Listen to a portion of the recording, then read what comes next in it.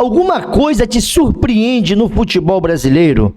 Alguma coisa ainda te surpreende no STJD? Não, melhor, alguma coisa aí te surpreende na CBF? Porque hoje ficou provado que a vontade dos poderosos sempre irá prevalecer. Mais uma vez o sistema venceu e a CBF ela faz o que quer, quando ela quiser, para poder favorecer quem ela escolher. E a semifinal, jogo de volta entre Vasco e Atlético Mineiro, foi mantido para o dia 19, e no meio dessa decisão esdrúxula, o Vasco ainda foi prejudicado, porque o jogo contra o São Paulo, de repente o Vasco como visitante não vai poder colocar o seu torcedor dentro do estádio, porque lá no Brinco de Ouro da Princesa, pelo menos as autoridades do local pediram torcida única, e não para por aí, porque a CBF já escolheu, meu irmão, o juiz que vai apitar Vasco e Atlético Mineiro, e esse juiz esteve apitando Vasco e também Atlético Paranaense, aonde expulsou o João Vitor, tirou ele do segundo jogo de forma, rapaz, presta atenção, de forma injusta. E olha, para poder condicionar, de repente, mesmo o Vasco passando uma final, favorecendo o próximo que virá, eu não duvido mais de nada. Ainda vamos falar aqui, sabe, sobre o dia do Vasco, essa decisão ridícula do STJD, vamos falar também aqui da EQEP, mais informações sobre a EQEP, sobre o Vasco, sobre a SAF, sobre a Lindenhall. Vou trazer até o Capelo aqui com um corte, porque nós avisamos, não adianta. O fato do Vasco se sentir seguro não quer dizer que vai poder negociar os 31% que hoje está sob o controle ali da EQEP. Vamos falar também sobre esses preparativos do Vasco para o jogo contra o São Paulo e também o Atlético Mineiro, e o jornalista lá de Minas falando que é um absurdo o Vasco ter chegado numa semifinal e o Galo já está na final. Olha, esse corte eu vou guardar, porque quem morre de véspera, meu irmão, é Peru. Lembrando que o Vasco aí por várias vezes foi subestimado e conseguiu bater os seus adversários. Então eu vou trazer aqui a vinheta, no retorno muitas informações, muitas polêmicas, porque, cara, eu vou te contar um negócio.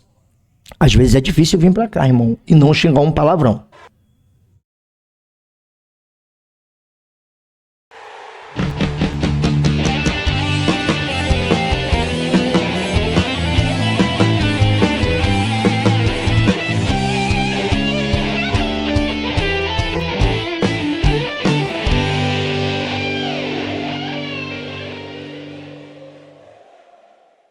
Voltamos aqui, Leonardo, canal Na Torcida Vascaínos, desde já agradecendo aos mais de 99 mil e quase 600 inscritos aqui. Faltam aproximadamente ali quase 400 inscritos para a gente poder chegar à marca de 100 mil inscritos. Para quem está comigo aqui todos os dias, o meu muito obrigado de coração por tudo que vocês já fizeram por mim até hoje, sempre aqui, sabe, assistindo os vídeos, comentando, deixando o seu like.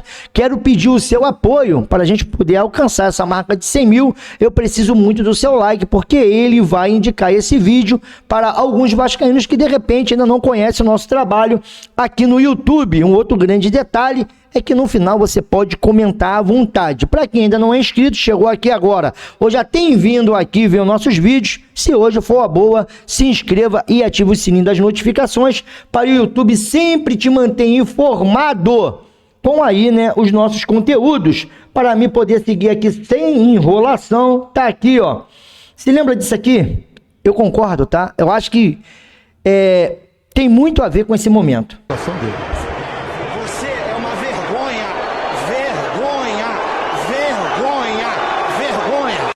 CBF, você é uma vergonha, uma vergonha. E detalhe, tá?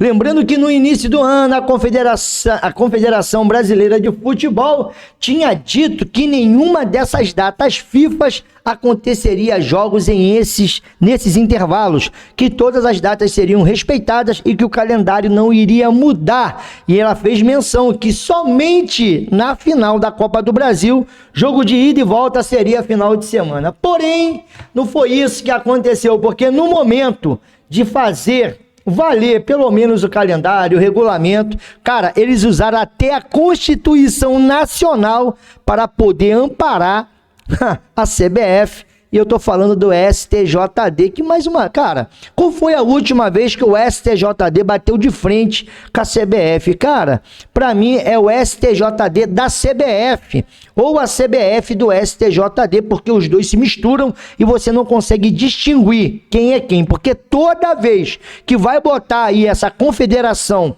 Brasileira de Futebol contra a parede, é isso daqui que acontece. A CBF não vai se manifestar? Desculpa, eu estava procurando aqui no vídeo. Senhor presidente, a CBF não vai se manifestar, não compareceu? Não houve requerimento de manifestação. Lamento.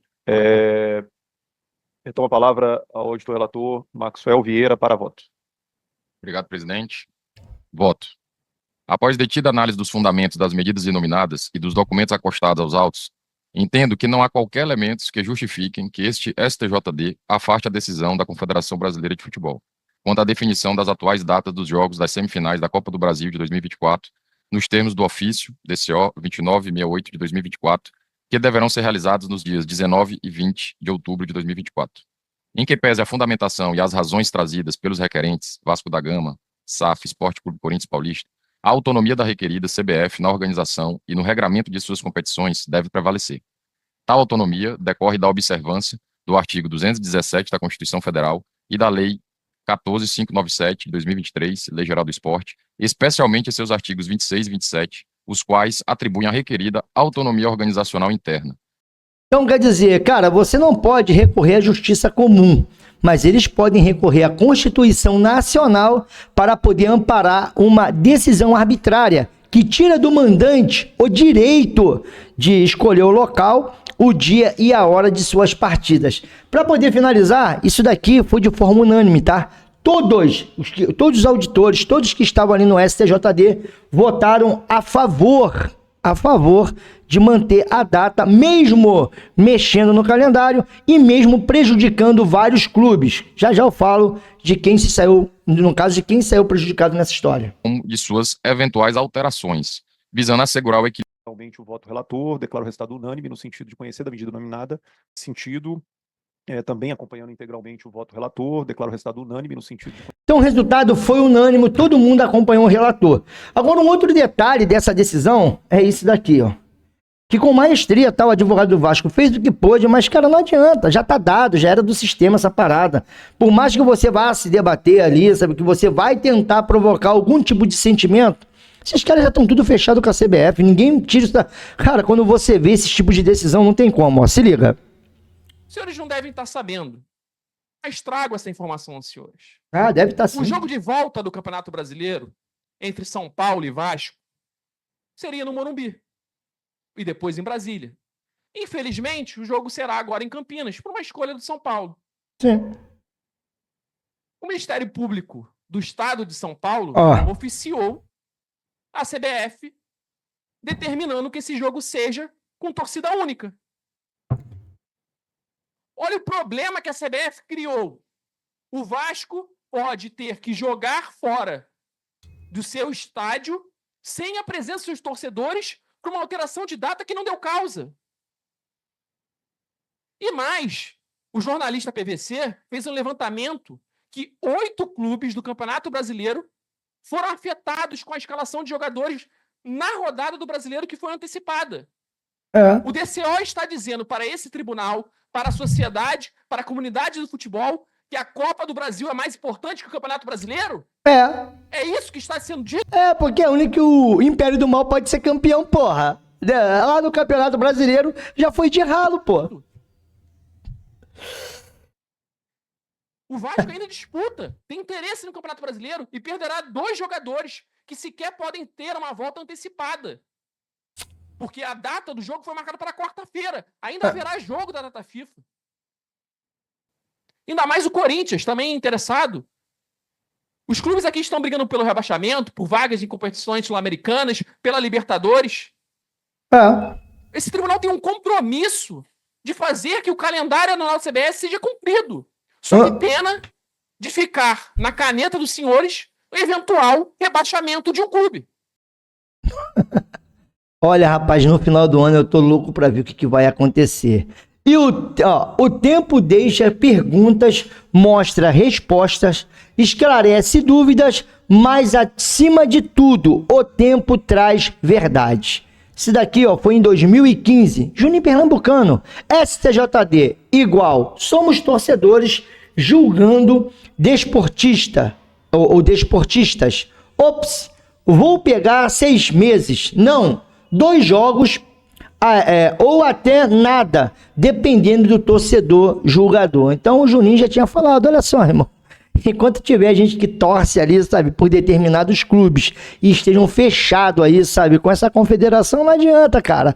Vai ser ali direcionado quem eles querem punir, quem eles querem absolver. Agora, contudo, o que me deixa mais...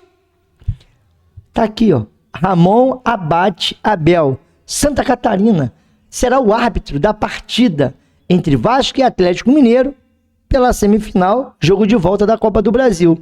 Esse mesmo Ramon Abate Abel foi aquele que expulsou o João Vitor no jogo Vasco e Atlético Paranaense, que o cara até bateu no João Vitor. E ali o Matheus Gilbert não conseguiu, né, meu irmão, segurar a onda. O rapaz que expulsou o João Vitor, faltando 20 segundos para o final da partida, sem qualquer motivo plausível, já que não teve absolutamente nada anormal na dividida, vai estar aí agora de novo, apitando um jogo importantíssimo. E detalhe, já falei aqui e vou repetir, Vasco vai com 4 pendurados para esse jogo, sem contar outros pendurados que poderão ser ocasionados nessa partida. E aí, meu irmão, de repente, se o Vasco passa, já tem uma final condicionada, cheia de jogador pendurado, que se fizer a falta no primeiro jogo da final, não joga a finalíssima. Então quer dizer, e aí, olha quem aparece aí. O mesmo lá que impediu o João Vitor de jogar o segundo jogo das quartas de finais contra o Atlético Paranaense, lá no Paraná. E eu queria muito saber da sua opinião, porque nada se compara com essa opinião aqui do jornalista Thiago, eu acho que é Thiago Fernandes, ou Thierry Fernandes, que ele é lá dos donos da bola, de Minas Gerais. Ele mandou essa daqui, na cara do torcedor do Vasco, na cara do time do Vasco. Eu assisti os 2 últimos jogos do Vasco. Cara, eu tô surpreso do Vasco estar na semifinal da Copa do Brasil. Aliás, eu acho uma aberração de verdade esse Vasco estar na semifinal da Copa do Brasil. Esse time, pra mim, não tem capacidade pra tal. E aí eu tava pegando a escalação pra te falar quem são os bons e os maus jogadores. Quando for um cara ruim, ou que jogou mal, ou que joga mal frequentemente, eu te falo com um tom um pouco mais alto, que é o meu tom de voz mesmo. Não, como é que é? Repete. Quando for um cara ruim, eu dou uma entonação maior na escalação. É jogo rápido, vou demorar 30 segundos, 20 segundos aqui no máximo. Vamos lá. Demorou. Léo Jardim, bom jogador. Paulo Henrique na lateral direita. Já tirou o Paulo Henrique pra nada. Pelé na zaga. Lucas Piton na lateral esquerda. Não, pera lá. Lucas Piton. Ele voltou pro Lucas Piton? Ele não marca ninguém. Não marca ninguém. Ele só ataca. E esse time do Vasco não ataca ninguém. Vamos lá. Hugo Moura, Matheus Cocão, Coutinho, Puma Rodrigues. Tirou o Hugo Moura nem pra nada. Esse Emerson Rodrigues, ele é horroroso. Emerson Rodrigues bom, tem só Ele é horroroso. que é o do helicóptero. E o Verratti, que é um baita jogador. O Verratti é um baita jogador. Dito isso, não tem a menor chance do Atlético perder pro Vasco. O Atlético a menor chance um baita jogador. Dito isso, baita jogador. Dito isso, não tem a menor chance do Atlético perder pro Vasco. Dito isso, não tem a menor chance do Atlético perder pro Vasco. Dito isso, não tem a menor chance tá guardando aí, torcedor? do Atlético perder pro Vasco. O Atlético já está na final da Copa do Brasil. Na final da Copa do Brasil. Já está na final da Copa do Brasil. O Atlético já está na final da Copa do Brasil. E diferentemente do que nessa semifinal, nessa perna, para mim já está garantido, na outra não está. O Atlético já está na final da Copa do Brasil. Ontem, eu assisti os 2 últimos jogos do Vasco. Cara, eu tô surpreso do Vasco estar na semifinal da Copa do Brasil. Aliás, eu acho uma aberração de verdade esse Vasco.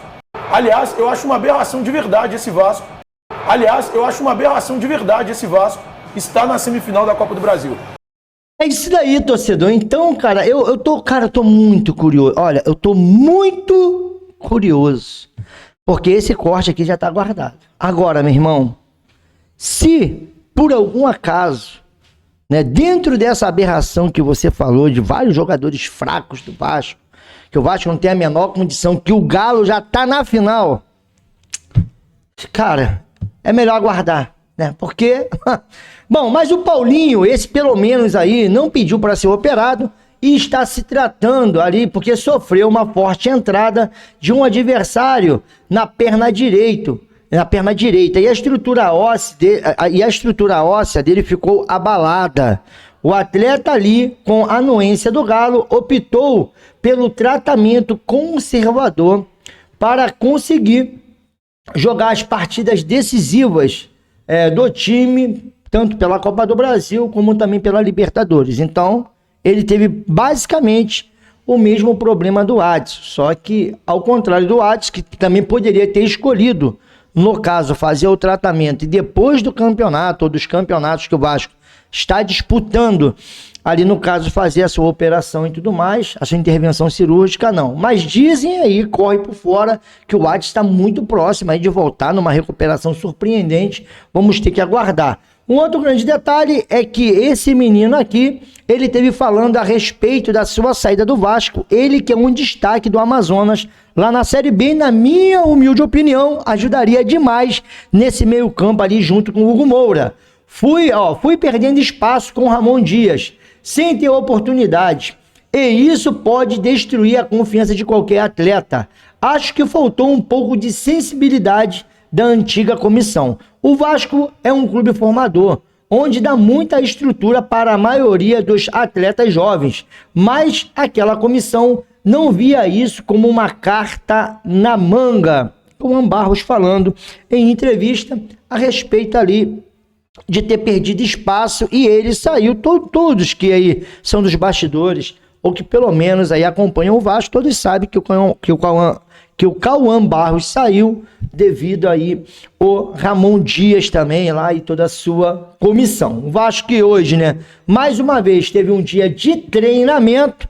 Dentro desse dia de treinamento, o Vasco está visando Campeonato Brasileiro, Copa do Brasil, primeiro São Paulo, já está determinado pelo STJD, e depois ali, no caso, a Copa do Brasil no sábado, dia 19, às 18h30, com transmissão, narração aqui do nosso canal. E a venda da SAF, esse imbróglio todo, pelo menos agora, tudo aquilo que eu já tinha trazido para vocês, que eu tô aqui há mais de um mês cantando essa pedra, parece que agora virou notícia lá no GE. Lindenhall obtém liminar contra a EICAP e 777. Mais uma vez, cansei de falar que tanto a EICAP como a 777 são réu ali no mesmo processo da Lindenhall. Mas o Vasco se vê protegido. Ué, Léo, o Vasco está protegido? Os dois? Calma, eu vou te explicar mais uma vez. E dessa vez eu vou trazer até o Capelo.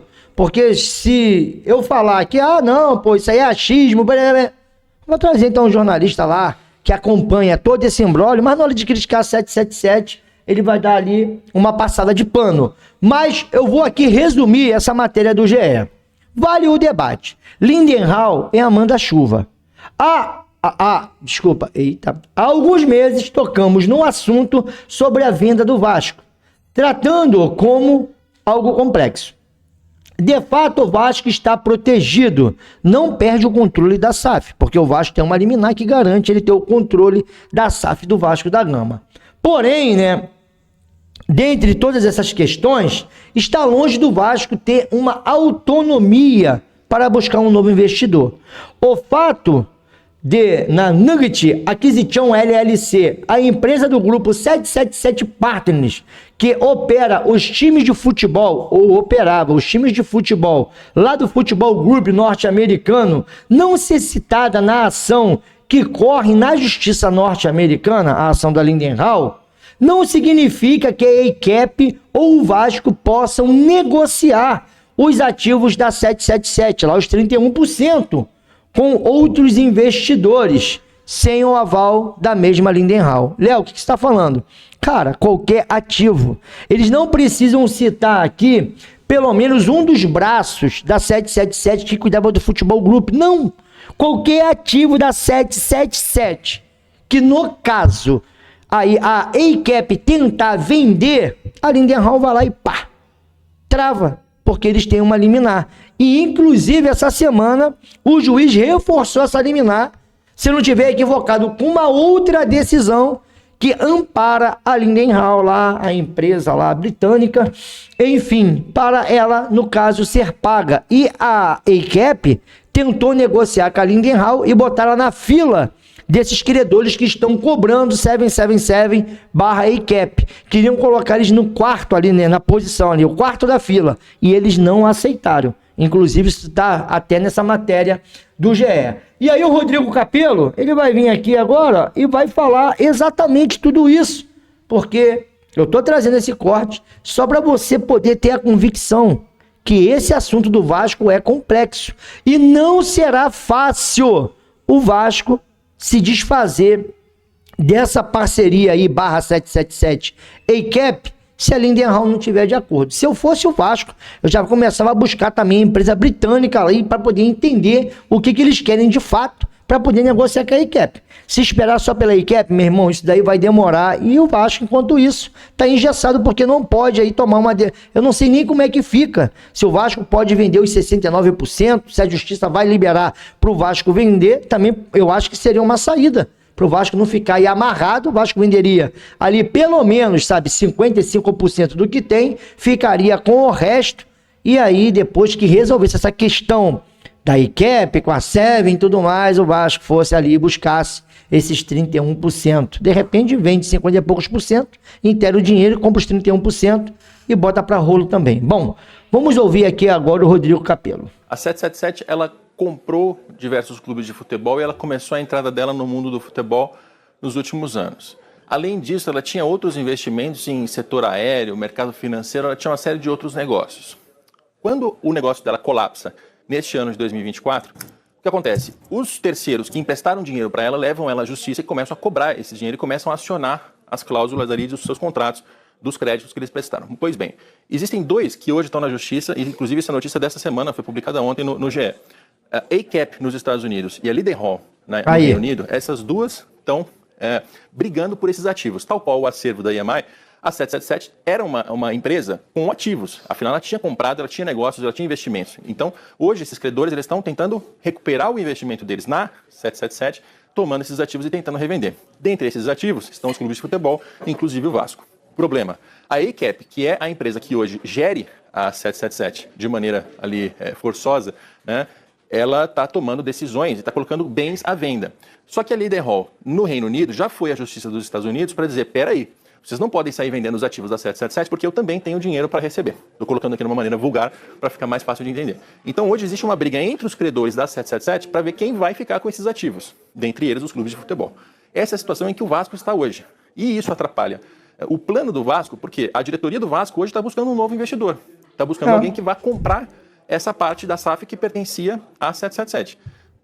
Na cabeça de quem está vendendo isso, na diretoria do Vasco, bastava chegar a um acordo com a ACAP. Porque se a ACAP, que está controlando a 777, concorda com um valor, com uma condição de pagamento, negócio resolvido. Mas não é tão simples assim, porque também tem a Lindenhall, também pode ter algum outro credor nessa encrenca que foi armada. Então, quer dizer, cara, não basta só convencer a ACAP. Tem que convencer também a Lindenhall. E para mim poder terminar, tá aqui, ó. Após a divulgação dos contratos da venda da SAF, constata-se que a 777 havia emprestado 69 milhões ao Vasco. Mas não era 70 milhões, gente? Aonde foi parar esse milhão?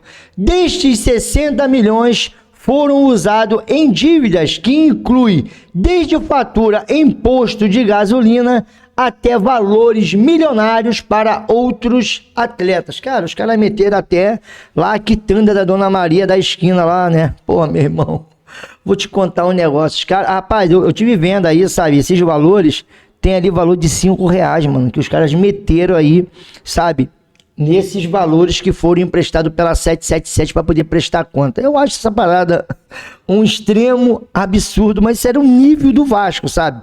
Era o nível de quem tava ali negociando. Se o cara mete ali, meu irmão, um boletim de R$5 que ele comprou um Fandangos, isso não quer dizer que foi isso, tá? Mas tem valores ali, se não me engano, de 5, de R$10, até de posto de gasolina. Se os caras meteram ali uma notinha de 5, de 10 conto, meu irmão, imagina como é que esses caras estavam desesperados atrás do dinheiro do Vasco da Gama. E aí, não teria como dar certo, né, cara? Então, a sexta-feira meu irmão, a sexta-feira só tá começando. É uma porção de questão. É juiz aí, sabe, que, cara, não tem como eu acreditar nesse juiz, eu confiar, sabe? É o STJD, é o Vasco que não vai de repente poder colocar sua torcida em São Paulo como visitante. É essa questão aí das datas, sabe? É os caras sendo beneficiados.